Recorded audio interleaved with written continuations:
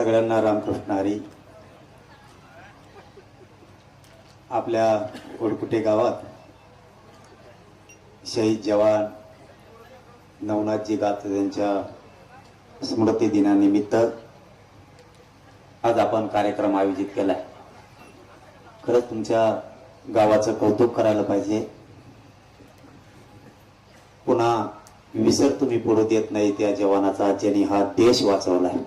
त्या जवानाचा तुम्ही विसर पडू देत नाही. खरंच कौतुक करावं लागेल तुमच्या गावात. नसता एकदा होऊन गेल्याच्या नंतर कोणी पाठीमागच्या आठवणी कोणी जिवंत ठेवत नाही. तुम्ही हे चांगलं काम हाती घेतलंय, तुमच्या समितीने हाती घेतलंय, त्याबद्दल तुमचं मनापासून कौतुक. या कार्यक्रमासाठी अध्यक्ष असलेले काही नाव दे रे. आता हिरडे साहेब येतं, कार्यक्रमाचे अध्यक्ष आमदार साहेब आहेत, आमचे कलेक्टर साहेब आहेत. लगच भरलं. बाकी व्यासपीठावर बसलेले सगळे बांधव आता बरं का. भुकलं असलं तर म्हणू नका मग विसरलं म्हणून. तुमच्या सहित सगळे व्यासपीठावरचे तुमचे सगळ्यांचा मनापासून कौतुक. कारण नाव विसरत एखाद्यावर काय होतंय त्याच्यामुळे मी त्या नावाच्या लफड्यात पडतच नाही. आपलं एखादं घ्यायचं मोकळं व्हायचं म्हणजे रुसत तरी नाही. नसता एक ही सगळं ना ते म्हणते तुला दुसऱ्या पर्यंत दाखवतो. ते एकलंही ताण असतो अवघड. त्यामुळं तुम्ही आदरणीय व्यासपीठावर बसलेले सगळे बांधव, आपण तुम्ही बोलवलं. माझं नशीब चांगलं की मी या शहीदांच्या कार्यक्रमाला उपस्थित राहू शकतो. आपल्या सगळ्या बांधवांनी सांगितलं यायचंय, म्हणलं येतो, काळजी करू नका. पण मला माहीतच नाही सण आहे म्हणून. गाडीचा अर्ध्या रस्त्यात आल्यावर माहीत झाला सण आहे. त्यामुळे आता गावाकडे पण वापस जायला लागणार आहे. मला 24 तास ड्युटी आहे, म्हणजे एक घंटाभर सुट्टी नाहीये. आमचं क्षेत्र लय डेंजर आहे. तुमचं सोपं आहे राव. एकदा निवडून आले की जे होईल ते होईल, त्याला टेन्शनच आहे. आमचं लय लफडं दांड आहे. आम्हाला रातची झोपून द्या ना तर दिवसावर झोपू देत नाही. 24 तास ड्युटी आमची, 24 तास. रातची 12ला 4 वाजत येत, सकाळी सूर्य उगायच्या आधीच उभा असतात.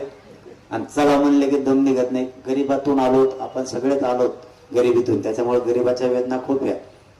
त्या सोडवण्यासाठी रात्रंदिवस काम करतो. मी विचार करत नाही की आता रात्र झाली आज सण आहे, अजिबात कसलाही विचार करत नाही. तुमच्यासाठी सगळं जीवन वाहून घेतलंय. जिवंत आहे तोपर्यंत तुमच्यासाठीच प्रयत्न करत राहणार आहे. रात्रंदिवस कधीही माझ्या पुढे हटणार नाही. अध्यक्ष साहेबांनी, कार्यक्रमाच्या अध्यक्ष साहेबांनी सांगितलं आता शेतकऱ्याकडे बघावं लागणार आहे. बघतो मी. काय मला वाटलं काय भुकलं का मग बस का आणखी पुढे. आता इकडे म्हणजे दुसरं पुढे थोडं मग खालीच पडणार आहे मी. आता इकडे दिसा नाही. आता आपल्या कार्यक्रमाच्या अध्यक्ष साहेबांनी सांगितलं की शेतकऱ्यांसाठी लढावं लागणार आहे. लढणार आहे पण आत्ताच नाही. मला एकदा पश्चिम महाराष्ट्रातला तुमचा राहिलेला सातारा संस्थाचा एकदा JR देऊ द्या. त्याच्यात 15 लाख नोंदी आहेत. 15 लाख नोंदीतून 42 लाख मराठी आरक्षणात जातात एका JR मध्ये. त्यामुळे मला थोडी सवय वेगळी. मी एक देतो दम्माने. गडबडीत टिकत नाही. आपण नाही म्हणत का गडबडीत जेवण केल्यावर नरड्यात फसत. जरा दम्माने चावून खायचं शिकू आपण. आणि आपण ज्यांच्या शहीदांच्या कार्यक्रमासाठी आज आहेत त्या विचारानं, त्या गुणानं सुद्धा पुढच्या लढाईला लढावं लागणार आहे.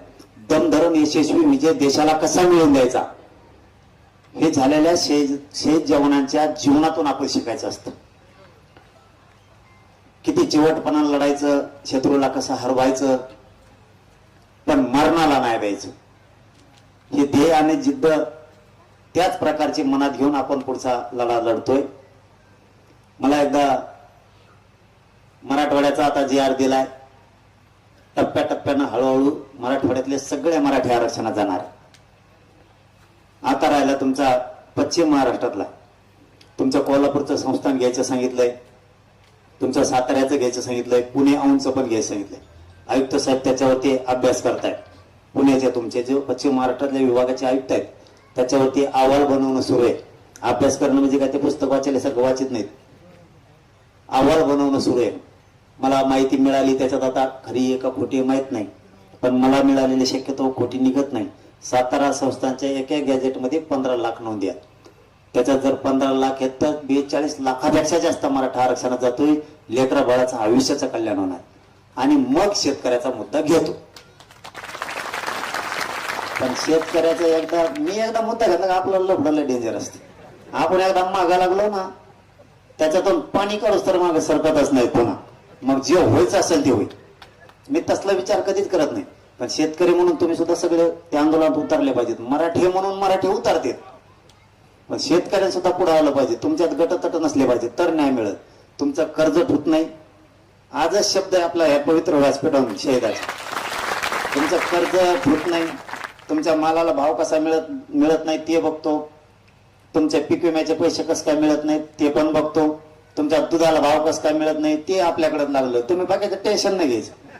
फक्त चल म्हणलं की एकदा मांडी घालून बसलं उठायचं ना. मुंबईत कसे मराठी एकदा नेले म्या. कोणच्या डांबरीवर मराठीच होते. कोणचा गाडा कुणाचा कोंकड पळवतोय तळाला मेळ नव्हता. मला मुंबईत गेल्यावर माहित झालं पोलिसाचं बॅरिकेड पळवतं म्हणून. त्याला चाका असते खालून. म्हणजे लढाई जर जिंकायची म्हणलं तर ती चिकाटीनं लढावी लागते. माझ्या अगोदर सुद्धा समाज लढला, परंतु आपण जी चिकाटीनं त्याच्यात उतरलोत ना म्हणून 58 लाख नोंदी निघाल्या. 58 लाख नोंदीमध्ये साधा आकडा नाही. 2.5 ते 3 कोटी मराठी आरक्षणात गेल्यात. कोणाला काय बोंबलायचं बोंबलं मला माहिती. गेले हे आपले काही दुकानदार म्हणतात निघालेच नाही. तुला काय सांगावं आता. आणि कुणी उठत माझ्याच मागा लागत. रोज 2-4 दिवसाला 4-5 जण उठले तर आलेच मीडिया. आणि तेवढाच आरोप आहे, दुसरा काहीच नाही. याने त्याला हाणलं, त्याने तिला गबाळ हाणलं कुठे मग रोज दुसऱ्या गाडीत बसवतोय मी. गबाळ हाणलाय कुठे? खरं खोटं सांगत नाही तुम्हाला मी. या गाड्या मापल्या नाही बरं कामदार साहेब, मापल्या नाही गाड्या. या गाड्या मराठा समाजाच्या. हे जर ठरलं ना ओळखू गावात त्याला सोडून जायचं, मला रिक्षा जायला पैसे नाहीत. मी माझ्या आयुष्यात काही कमीलच नाही. मला कामाचं नाही. मला ह्या लेकीबाळीच्या तोंडावरती आनंद आणि हसू बघायचं यांचे. यासाठी जीवन पूर्ण कधीला लावलंय. लेकरा बाळाला आयुष्याचं सुख समाधान द्यायचं. त्यांना आयुष्याचं आरक्षण द्यायचं. चंद्र सूर्य आहेत तोपर्यंत त्यांना टिकलं पाहिजे असं द्यायचं. तात्पुरतं मागायचं नाही. तुम्ही बी उद्या पासून तुमच्या उर्वरित आयुष्यात काय हुकलं मागचेच मिळून देत नाही. ती मागचे लय धोकादायक असते सगळ्यात जास्त. ते काड्या करतात मागा बसल्या. उद्यापासून तुम्ही सुद्धा लक्षात ठेवा, मिळवताना काय मिळवायचं. तुमच्या लेकरा बाळाला आयुष्याचं द्यायचं हे मागा. मतदानाला दे पैसे, कोंबडी खायला दे पैसे, बेकार चाळे नाही करायचे. आयुष्याचं जे लेकरा बाळाला आयुष्याला लागतं ना ते द्या. त्यांच्या शेतीमालाला भाव द्या. मागताना असं मागा की कायम पाणी मिळालं पाहिजे. पाणी असलं का आपण 2-2, 3-3 पिकं घेतोय. कोणाच्या दारात कुत्र्यासारखं उभारायची गरज नाही. कष्ट करून श्रीमंत हो आपण असं मागा. आरक्षण चंद्र सूर्य आहे तोपर्यंत अशा गोष्टी मागा. 500 घेईन 1000 घेईन ते आयुष्याला पुरत नाहीत. आता लाडक्या बहिणीला 1500 रुपये देते, पुरले का? नाही. मग काय घेतले असं नादी लावी देते आपल्याला. लाडक्या बहिणीला 1500 देते आणि 1500 बाजारात जाऊस तरच उडत येते. आणि ते जर का दादीच्या सपाट्यात जर सापडे ना 1500 दादीच्या सपाट्यात उडले ते तर संध्याकाळी होऊन देत नाही दाजी म्हणून 1500 आउट. ही किंमत आहे का आपल्या लेकरा बाळाची? आपल्या लेकरा बाळाला लेकी बाळीला आयुष्याचं द्या. अधिकारी झाले पाहिजे. तुमच्या दारात लाल दिवा आला पाहिजे. पोरी करण्याचा पोरागड सुखाचा दिवस त्या दिवशी. 50-60 वर्ष टेन्शनच नाही. एकदा नोकरीला अधिकारी झाला की असं घ्यायचं. आपण थोडं मागून आपली किंमत कमी करू नका. आपल्या हे लेकरा बाळाचं जीवन डावावरती लावू नका. त्याचं भविष्य घडलं पाहिजे. पोरं पोरी नोकऱ्याला लागले पाहिजेत. उच्च शिक्षण त्यांनी घेतले पाहिजे. आता पोरीला मोफत शिक्षण करून घेतलंय आपण. फक्त मराठ्यांसाठी देत होत्या. तुम्हाला माहित नसलं तर सांगतो. ज्यावेळेस आपण पहिल्या वेळेस मोर्चा घेऊन वाशीला गेलो होतो तिथे सांगितलं सगळ्या सोयऱ्यांची अधिसूचना काढली. आता हरकतीची छाननी करेपर्यंत 3-4 महिने लागणार आहेत. तर आपण मराठ्याच्या पोरीला मोफत शिक्षण करू. मी जर जातीवादी असतो ना म्हणलं असतं हो मराठ्याच्याच पोरीला पाहिजे. मी तिथं आलेल्या मंगलप्रभात लोढा, तिथं आलेले दीपक केसरकर साहेब, लय मोठे मंत्री आले त्यात, तुम्हाला किती नाव सांगा, 15 मिनिटालाच मंत्री बदलायचा. 15च मिनिटाला. मी म्हणलं ते पहिल्या वेळेला कुठे गेलं, ते म्हणले ती इधर यायला भेट आहे. म्हणलं इधर यायला भेट आहे, कारण त्यात काही मंत्री अर्धे हिंदी बोलले होते ना अर्धे मराठी बोलले होते. मला येत नाही हिंदी, त्याच्यामुळे डबल माघारी आलंच नाही. असं पण काही काही होते. त्यांना सांगितलं लेकीबाळीना काही केलं नाही.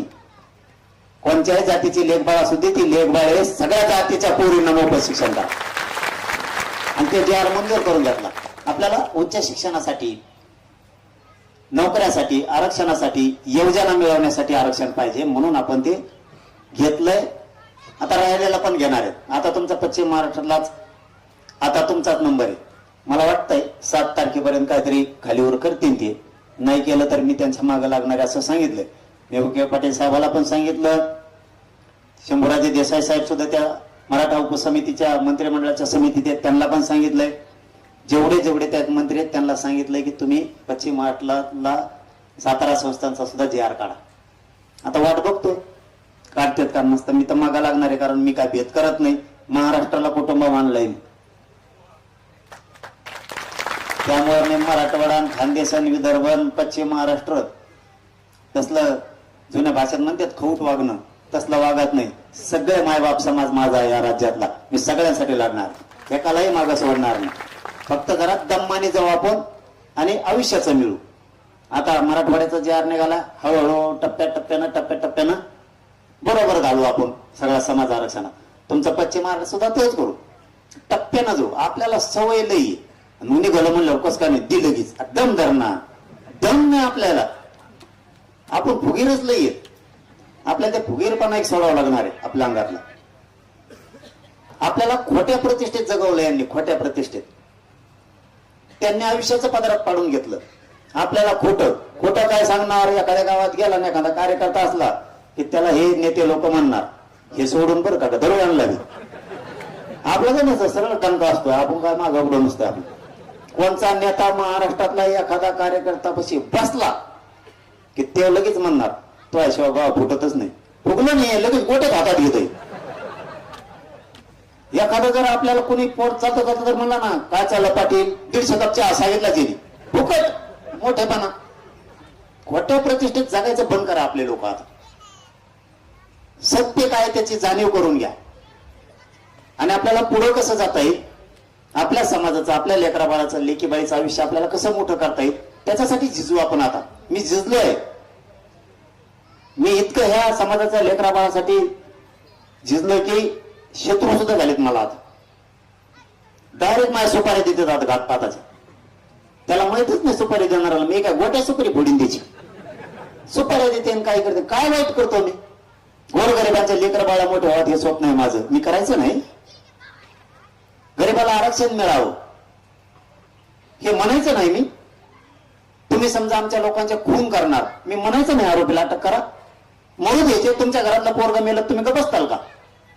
मी महाराष्ट्रात अन्याय झाल्यावर गप कसं बसणार. तुम्ही छत्रपती शिवरायांचा पुतळा उकडून फेकून देणार, मी गप कसं काय बसणार.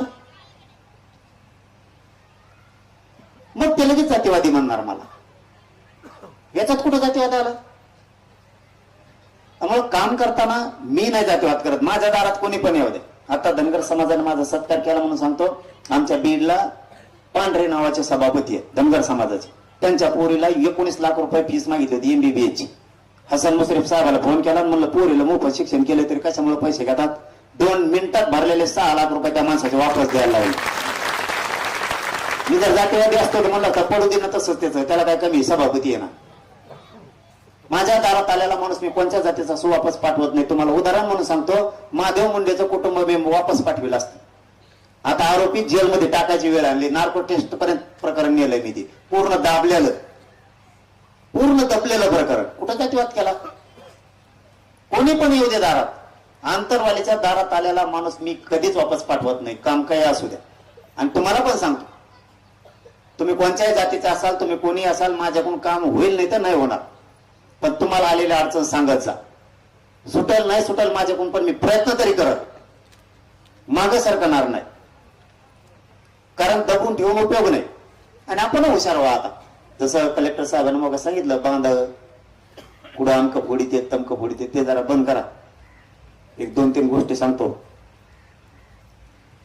आपले भाऊ शहीद झालेत, त्यांच्या स्मृती दिनाच्या दिवशी एवढ्या 2-3 सांगितलेल्या गोष्टी तरी समाजासाठी करा. पहिली गोष्ट, सगळ्यांनी दारू प्यायचं बंद करा. दारू पिऊ नका. एकदा दारू पिला ना, सकाळी गेलेला बाप संध्याकाळी कसा घरी येणारे आपले लेकर आणि बायको फुल टेन्शन मध्ये असते. सकाळी गेलेला बाप कसा घरी येईल माहित नाही. आपली इज्जत आपल्या हाताने घालू नका. आपल्या गावातले लोक आपल्याला नाव ठेवतात दारू प्यायल्यामुळं, पाहुण्यारावळे नाव ठेवतात, आपले लेकरा बाळ सुखी नाहीत. आपल्या संसाराचं आपल्या हाताने वाटोळं करू नका. दारू पासून लांब जा सगळे. हे पहिलं काम करायचं. इथं कोणी पेत आहे का? वर हात करा बरं. कोण कोण दारू पित? दारू पिणाऱ्यावर हात करा. वर हात केला याचा अर्थ इथं खूप मेंबर दिसते, प्रचंड मेंबर दिसते. उद्यापासून दारू बंद. मावशाहो, तुम्हाला एक काम सांगतो, तेवढं करा. करतान का? व्हायला तुम्ही कधीच बोल ना दो. तुम्हाला मस्त आणून बसेल काय? तुम्हाला एक काम सांगतो, तेवढं करा. हे जर दारू पेले ना, यांच्या भाकरी बंद करून टाका. भाकरच देऊ नका यांना. मी आहे तुमच्या मागे, तुमचा भाऊ म्हणून तुम्ही टेन्शनच घेऊ नका. भाकरी बंद करा यांच्या. तेव्हा हे ठेकायला येते.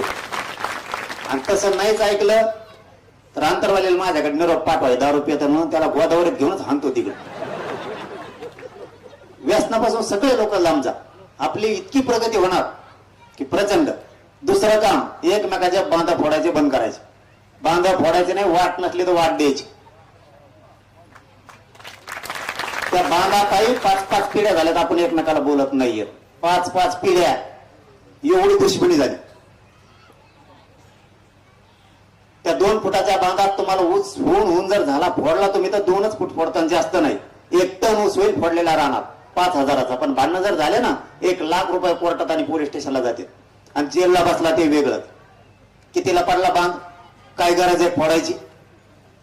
त्यापेक्षा 1-1 फूट उलट सोडून द्या मोठ्या मनानं. वाट नसेल तर त्याला रस्ता द्या, जाऊ द्या त्याला रानातून, काय फरक नाही पडत. सहकार्य करायचं शिका.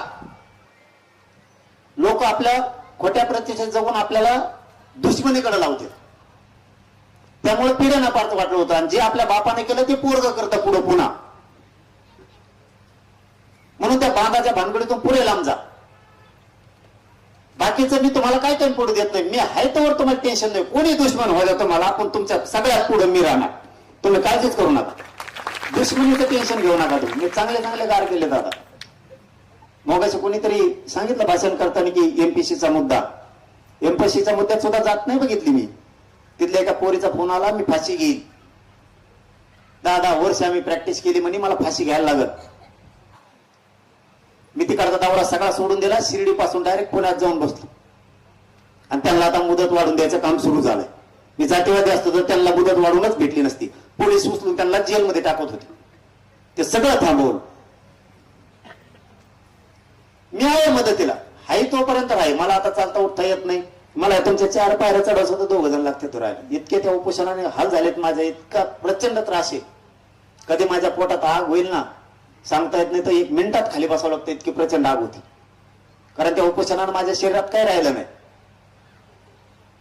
चालता चालता चक्कर येईल, अंधाऱ्या त्या डोळ्याला ऑटोमॅटिक. परिस्थिती त्या उपोषणामुळे खूप हाताच्या बाहेर गेली. पण शेवटी काय असतं, मला माझ्या समाजाशिवाय करमत नाही. समाजाची वेदना मला बघवत नाही. जसं की कलेक्टर साहेब म्हणले की आम्हाला वाटलं नव्हतं की तुम्ही या गावात येतान का नाही. कलेक्टर साहेब, मी हवात जगतच नाही. जो हवात जगतो म्हणून तर समाजाची माती होती. मग वाटोळच त्यांच्यामुळे होत आहे. माझ्यावर माझ्या समाजाने जबाबदारी टाकली. मला मुलगा म्हणून समोर केलंय. तर मी लोक 1,000 आहेत का 10,000 आहेत का 1,00,000 आहेत मी बघत नाही. नसतं आजकाल लोक असे थोडी मोठी सभा झालं तरी हवात जगत आहेत. आम्ही 1.5 ते 2 कोटीची सभा घेतली. 1.5 ते 2 कोटीची. पण जमिनीवरच आहे. नाही तर माझ्यासारखं हेलिकॉप्टरने झेंडलं असतं. 2 कोटी सभा घेतो मला, ते मला खाली येत नाही बाबा. वरची वरच सगळं. हगला वरच असता, खाल्लं वरच असतं. मी जातवानी अस्सल तुमच्या रक्ताचा आहे. मी मातीतच जमिनीवरच राहणार मरेपर्यंत. होणार नाही, मोठेपणा जगणारच नाही आयुष्यभर. तुमच्या त्या यांना विचारा मी जमिनीवर आहे की नाही. तुमच्या तिथले काय नाव आहे ते आम तिकडे ओळी येतं शिंदे साहेबाचे आपले इथले हे तालुक्याचे ते शेवटे. हा मग शेवटे ह्याच तालुक्याचे आहेत ना. मी त्यांच्याकडून बरेच कामं करून घेत असतो. मग हे नाही लोकांची ती आहेत ना ती गोळ्या औषधावरच काहीतरी येत ना त्या आरोग्य विभाग, हा त्याच्यावर येते. त्यांच्याकडून गोरगरिबाचा अडचण आले की करा. त्यांना माहिती नाही केलं दुसऱ्याची मिळत काहीतरी म्हणणार पटकून लगेच. मला राजकारणाशी नाही देणं घेणं. गोरगरिबांच्या मदतीला कोण येत आहे काम करून घ्यायचं आणि गरिबाची अडचण सोडवायची याच्यासाठी मी काम करत राहतो. तसं पुढच्याही काळात आपल्याला एकजुटीनं काम करायचंय. पुढे अनेक लढाई लढावायच्यात. तुमचा एक जीव कायम ठेवा. कारण आता ऊन लय पडलंय. तुम्हाला वाटतंय उर की नाही पाठापाठा. आपला एकदा पट्टा सुरू झाला का आपण पण करीत नसतो. बोलू का आता काय बोलत नाही राहिलं. एक राहिला राहतो एवढं ध्यानात आलं नाही. आमदार साहेबकडे आमदार साहेब मी काम सांगत नाही बरं का. आता तुम्हाला सांगितलंय करावं लागेल. आपल्याला दमका अवघड आहे. मी कधी काम सांगत नाही. आता मध्ये रस्त्याने आलो तर आम्ही जामखेड ते करमाळ्यापर्यंत मध्ये रस्त्यात लोक भेटलेले म्हणले आमचे खड्डेच जाय ना त्या रस्त्याचे. अलीकून तुम्ही करा पलीकून राम शिंदे साहेब सांगतो तो रस्ता लवकर करून द्या. ते लोक लय परेशान झाले. ते लय वाटून फोन करत होते. गाडी अशी झाली की लगेच अशी व्हायची. गाडी पेली का बसलेली पेले तोच कळा ना. हा असा रस्ता होता. लोकांचे असे हाल चाललेत मरणाचे. ते लोक तुम्हाला कधी विसरणार नाही. काम केल्यावर लोक विसरत नसतात. तुम्हाला पहिलंच काम सांगितलं तेवढं शेतकऱ्याचे ते रस्ता तुम्हाला जिथून मंजूर करा तिथून करा. तुम्हाला जसा करा तसा करा पण तो रस्ता त्यांचा पहिला तुमच्या हद्दीपोत करा. तिथून पुढे राम शिंदे साहेबाला पलीकडून सांगतो तुम्ही पलीकडून डांबर टाका. तर लोक तरी कल्याण होईल. त्या लोक मला सांगत ते मध्ये यांनी सांगितलं का लोक भेटतात पटकून करतात. बरं जे होईल ते होईल तसं व्हायला पण लोकांचं तर कल्याण होईल ना. तेच लोक तुम्हाला विसरणार नाहीत. मला आता तुमचा शक्तीपीठ महामार्गातही शेतकऱ्यांनी नेलं होतं. त्यांच्यावरती प्रचंड मोठा हल्ला केला. त्यांचा विरोध आहे. शक्तीपीठ महामार्ग करू नका. आमच्या शेती गेल्या तर आम्ही काय खायचं. मग त्या दिवशी बावनकुळे साहेबाला फोन करून सांगितलं हे शेतकऱ्यांचं काय म्हणणं आहे का. त्यांनी आता मला वाटतं 5 तारीख काहीतरी त्यांना बैठक लावली मंत्रालयात. म्हणजे तोडगे करायला मी पक्का आहे. फक्त तुम्ही एकजूट राहा. तुम्ही का राजकारण करायला लागले की नेत्याला आणि पक्षाला मोठं मानायचं नाही. ज्या दिवशी तुम्ही पक्षाला नेत्याला मोठं मानता त्या दिवशी तुमचं आयुष्य संपलं. ते राजकारण 15 दिवसाचं. राजकारण करू नये या मताचा मी नाही. राजकारणात सुद्धा लोक पाहिजेत. राजकारण 15 दिवस करायचं. त्यांच्यासारखं शिकायचं. ते जसं करतात तसं आपण करायचं. 12ही महिने राजकारण करायचं नाही. बाकीचे दिवस आपला समाज लेकर बाळ कसे मोठं करता येईल याच्यासाठी 15 दिवसच तेवढे. त्याच्यानंतर सोडून द्यायचं. भांडणं राजकारणासाठी करायचे नाही. अजिबात डोक्या फोडायचे नाही एकामेकाचे. निवडून येईन कोणतरी पडन दुसरंच कुणीतरी आणि डोक्या फोडतो आपण एकामेकाचे. घेणं नाही देणं नाही. त्यांच्यासारखं शिकायचं. त्यांच्यासारखं म्हणजे कोणासारखं कळलं का. तुम्हाला विचारतो राष्ट्रवादीची शिवसेनेची कवा युती झालती का. झालती. भाजपची काँग्रेसची अरे आले सगळे एकत्र ते कोणा संघ कोणाची युती कोणाचं चिन्ह काय मेळच लागायला तयार नाहीये. आपण काय ठेका घातला का. मग ते जर त्यांचा मित्रत्वाने भीती. तुम्ही सुद्धा प्रचाराच्या दिवशी 15 दिवस करायचं. 15 दिवसांनी एकमेकाच्या गळ्यात हात टाकायचे की रस्त्याने हिंडायचं. ते म्हणले पाहिजे मतदार हुशार झाला आपल्यापेक्षा भांडणं करीत नाही आता आपल्यासाठी. मतदान करायचं तुम्हाला ज्याला निवडून द्यायचं त्याला द्यायचं सुद्धा पण भांडणं फक्त करायचं ना. अजिबात राजकारणासाठी भांडणं करायचं नाही. तुमचं भविष्य कुठं आहे. तुमचं आयुष्य कडेला कसं जाणार आहे. तुमचे लेकर बाळ मोठे कसे होणार आहेत. आपण कष्ट करायचं शिकायचं. तुम्ही जीप घ्या रिक्षा घ्या टेम्पो घ्या ट्रक घ्या ट्रॅक्टर घ्या. कष्टानं 500 रुपये म्हणा आपल्या पोरांनी घरी कमवून आणायचे. आळशी वागायचं नाही. सगळ्यात जास्त आळशी पोरं आपले झाले. प्रत्येक पारावरून चौकात सगळ्यात जास्त बसलेले पोरं आपले. नुसते आळशी म्हणाले. बाप शेतात पण काम करतो आई शेतात पण काम करती. आई बाबा जनावरांचं दूध काढून विकायला पण घेऊन जातात. घेऊन तसाच बाजार आपल्याला. आपल्या बापानं जर दूध काढलं तर आपल्या शहरात विकायला जायला अडचण काय. तुम्ही 10वी 12वी शिकला असता. तुम्ही उच्च शिक्षण घेतलं असता म्हणून लाजायला लागले का. आपला खानदानी धंदा शेती, लाजायचा काय संबंध आहे? आई बापाला मदत करू लागा ना. तुम्हाला नाही काही काम करायचं ना, शेतात जाऊन झाडाखाली झोपा. पण चौकात बसून भंगार पोराच्या नादी लागून व्यसन लागतंय आपल्याला, दारू प्याचा नाद लागतोय. आई बापासोबत शेतात जाऊन 2 घंटेच काम करू लागा, प्रचंड आधार मिळेल त्यांना. आई वडिलांना थोडं शेण काढू लागा, त्यांना गवत टाकू लागा. जो व्यवसाय करायचा तेव करा, चिकाटी ना करा. पण कष्टानं 500 रुपये पण आपल्या पोराने घरी कमवून आणले पाहिजेत, मग बरबाद होणार नाहीत आपण. नसता वाईट वेळ येईन आपल्यावर. एखाद्या पोराला पोरी जर शिकायला पैसे कमी पडले ना, 10,000 जर कमी पडले ना, तर आपल्या आई बापाला 50 जणांच्या दारात हेलपाटे घालावं लागते, उंबरेची जावं लागते तुमच्यासाठी. आणि तुम्ही शिकल्यावर त्याच आई बापाच्या मदतीला शेतात कामाला सुद्धा जात नाही. नोकरी लागेपर्यंत तुम्हाला शेतात कामाला जायचं. पूर्ण बदल करायचा आपण आपल्यात. आता ते दिवस नाही राहिले. मोगम कोंकड बिचात मला हिंडायचे. कष्ट करा, जिद्दीनं मोठं व्हायचं. कंपन्यात नोकऱ्याला जायचं. ज्या क्षेत्रात अडचणी त्या क्षेत्रात आता मी सुद्धा एक यंत्रणा उभी करायला लागलोय. कारण खूप त्रास होतोय लोकांना. गोरगरिबाला मुंबई पुण्याला अडचण आली तर मदतीला जायला कुणी नाही. तुमचा कोणी पाहुणा मराठवाड्यात पश्चिम महाराष्ट्रात असेल त्याच्या मदतीला जायला कुणी नाही. मुलाला मुलीला शिकताना शाळेत अडचण आली तर ताबडतोब मदतीला जायला कुणी नाही. आपण आता मी समाजाला सांगितलंय या 4-5 दिवसाच्या नंतर राज्यातल्या 1 वर्षासाठी पूर्ण दौरे मी बंद करणार आहे. 1 वर्षात तुम्हाला जसं आरक्षण दिलंय इथून पाठीमागं ते आयुष्याचं झालं, चंद्रसूर्य आहे तोपर्यंत टेन्शन नाही. तशी एक तुम्हाला ना आयुष्यभरासाठी एक यंत्रणा उभी करून ठेवतोय. महाराष्ट्रातल्या कोणत्या कोपऱ्यात अडचण आली तर 15 मिनिटात मदतीला माणूस आला पाहिजे तुमच्या. 15 मिनिटात. कुठं महाराज लोकांना अडचण येते, मदतीला कोणी नाही. नोकरीत आपला एखादा अधिकारी आहे त्याला अडचण आली, मदतीला कोणीच नाही. आरोग्य विभागात आपला कोणीतरी आहे, मदतीला कोणी नाही. डॉक्टरांना अडचण आली, मदतीला कोणी नाही. आपल्याला दवाखान्यात अडचण आली, मदतीला कोणी नाही. पोलीस स्टेशनला आपल्याला कोणी अडचण आली, मदतीला कोणी नाहीये. गप्पा मारायला खूप आहेत. तहसीलला अडचण आली, कलेक्टर ऑफिस SP ऑफिसला अडचण आली, मदतीला कोणी नाही. आपल्या पोरं कंपनीने नोकऱ्याला तिथं जर त्यांना कोणी दादागिरी केली, अडचण आली, मुलीला काही त्रास दिला, मदतीला जायला कोणी नाही येते लेकी बाळीच. ही यंत्रणा सुद्धा समाज एकत्र आलाय.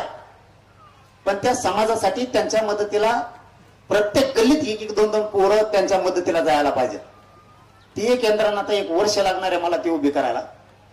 ती उभं करायसाठी सुद्धा मला 1 वर्ष. आता तुम्ही मोठ्या मनानं मोकळे सोडा. कुणाच्या लग्नाला आलो नाही, सप्त्याला आलो नाही तर रुसू नका गाड्या. आपल्या आशे रुसत येत ना. बरं आता सगळ्यांनाच वाटतं राज्यात मी आलो पाहिजे, शक्य आहे का? तर मग ते लग्नावाले तिथं मांडी घालून पडले 2 पायावर. याला इकडेच घेऊन जायचं. म्हणजे आज सणासुदीच मला घर जाऊन द्यायचा अंदाज नाही त्याचा. ते टपूनच दारात बसलेले. हे खाली उतरला की वडीला चल तिकडे आमच्या लग्नात. ते तुमचं प्रेम आहे मला कळतंय. पण मी एकटा, राज्य प्रचंड मोठं, त्याच्यात माझा समाज प्रचंड मोठा. प्रत्येकाला वाटतं त्यांच्या लेकरा बाळासाठी मी झटलोय, लढलोय, आलं पाहिजे. फक्त इथून पुढे एक मोठं मन ठेवा. मी हात जोडून तुम्हाला सांगतो. मी सत्ताला लग्नाला नाही आलो ना, तुम्ही असं मोठं मन ठेवा. नाही आला तरी चालत, बसल्या ठिकाणून आपल्या लेकराचं कल्याण करतो ना, बस झालं. इतकं मोठं मन तुम्ही करा. मी बसल्या जागून तुमच्या लेकरा बाळाचं राज्यभरात कल्याण करतो. हे पळाल्यामुळं कामं पण सुधारणार नाहीत मला. रोज काही ना काहीतरी कार्यक्रम आहे. एकही दिवस असं नाही की कार्यक्रम नाही. 20-22 दिवसाला मला दवाखान्यात जायला लागते. कारण त्या शरीरात काही नाही, उपोषणामुळे राहिल्यामुळं नीट पण मी हॉस्पिटलला होत नाही. डॉक्टर लोकांची टीम आली, त्यांनी सांगितलं तुम्हाला काय आजार असता तर मोठ्या दवाखान्यात नेला असतं. त्या शरीरातच काय राहिलं नाही तर सलाईन तरी कवर लावा. सलाईन लावायला शिर सापडत नाही. एका डॉक्टरने हाडकाला शिर लावा, सलाईन लावली तुम्हाला शिर म्हणून. हुकल्यावर म्हणतो हुकलं दिसतंय. ही परिस्थिती झाली. हे सत्यता आहे. माझ्या मायबाप समाजाला मी देव मानलेला आहे. मी माझ्या समाजाला कधीच खोटं बोलत नाही.